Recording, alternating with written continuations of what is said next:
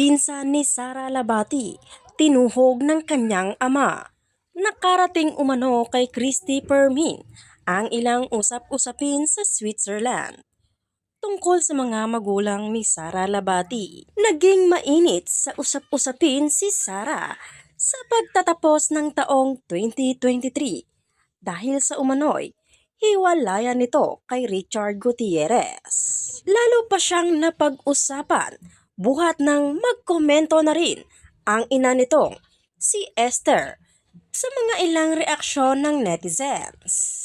Naibahagi ni Christy Permin ang umano'y nakarating sa kanyang bali-balita tungkol umano sa pamilya Labati.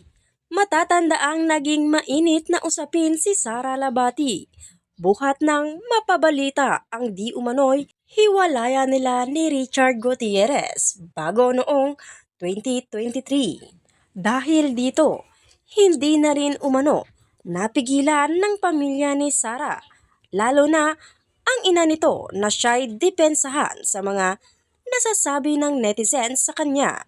Subalit dahil dito, hindi maiwasang mapansin na rin ang mga magulang ni Sara, lalo na ng grupo ng source ni Christy sa Switzerland tungkol sa umano'y buhay ng mga ito roon. Ito ang sinabi ni Christy Permin. Ito pong kwentong ito ay maaaring pabulaanan ni Mang Abdel at Aling Esther. Ito po ay personal nilang buhay.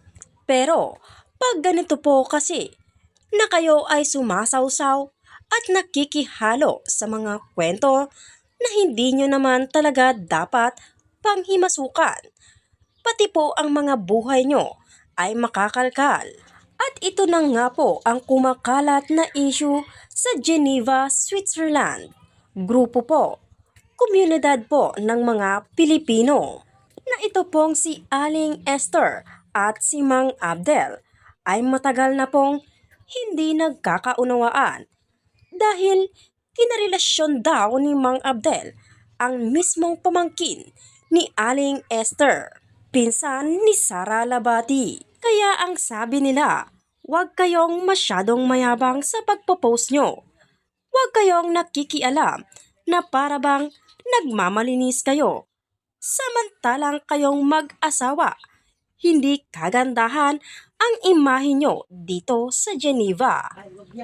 Gayunpaman, sinabi ni Christy na bukas ang kanyang programa sakaling nais itong linawin ng pamilya Labati. Samantala, wala pa ring diretsahang pahayag si Sara maging si Richard tungkol sa matunog na hiwalayang 2023. Maging ang mga magulang nila ay minsan na ring napakomento tungkol sa issue.